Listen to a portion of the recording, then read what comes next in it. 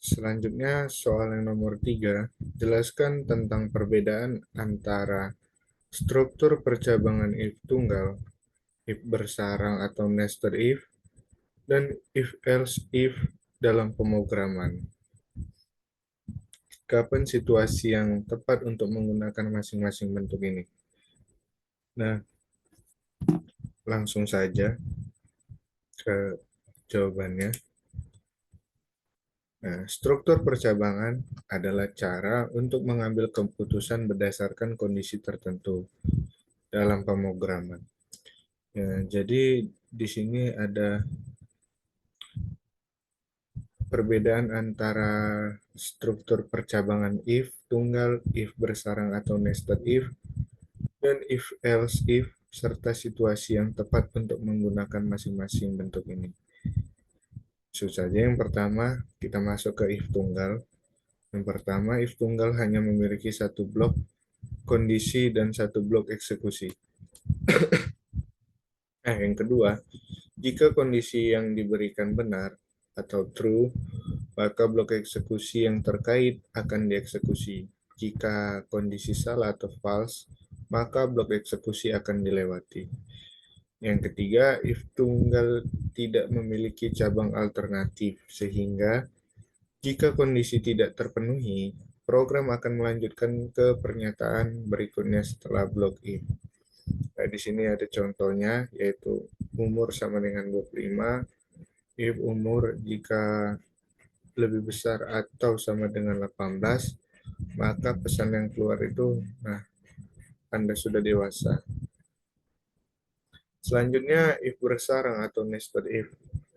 Yang pertama, if bersarang itu memiliki beberapa blok kondisi dan blok eksekusi yang saling terkait secara bertingkat. Nah, yang kedua, setiap blok kondisi diuji secara berurutan. Jika kondisi pertama salah, maka program akan beralih ke kondisi berikutnya, dan seterusnya hingga salah satu kondisi benar atau tidak ada kondisi yang terpenuhi. Yang ketiga, if bersarang digunakan ketika ada beberapa tingkat kondisi atau kasus khusus yang perlu diuji. Contoh, nah di sini nilai sama dengan 85. If jika nilai lebih besar atau sama dengan 80, maka pesan yang akan keluar ini, nah, nilai Anda A. Else if jika nilai lebih besar atau sama dengan 70, maka pesan yang keluar nilai Anda B. Else jika nilai kurang dari 70, maka pesan yang akan keluar seperti ini, nilai Anda C. Selanjutnya, yang ketiga, if else if atau elif. Jadi yang pertama itu if else if memungkinkan beberapa blok kondisi untuk diuji secara berurutan dengan sintaks yang lebih ringkas. Nah, yang kedua, setiap blok di kondisi diuji secara berurutan.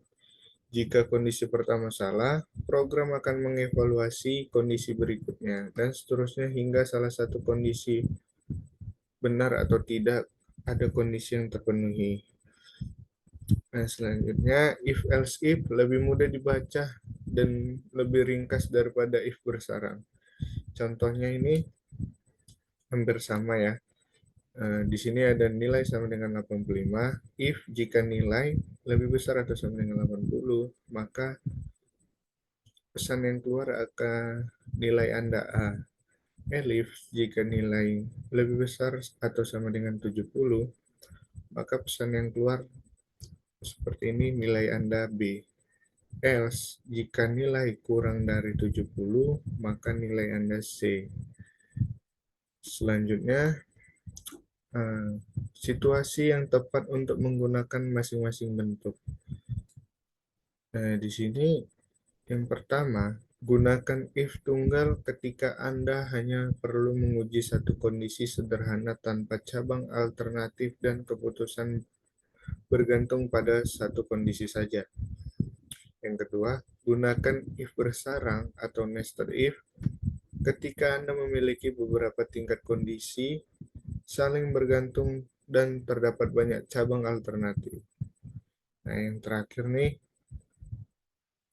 gunakan if-else-if atau elif ketika Anda memiliki beberapa kondisi yang berbeda dan saling eksklusif, sehingga hanya satu blok eksekusi yang akan dijalankan. Jadi pendekatan ini lebih ringkas dan mudah dibaca daripada if bersarang.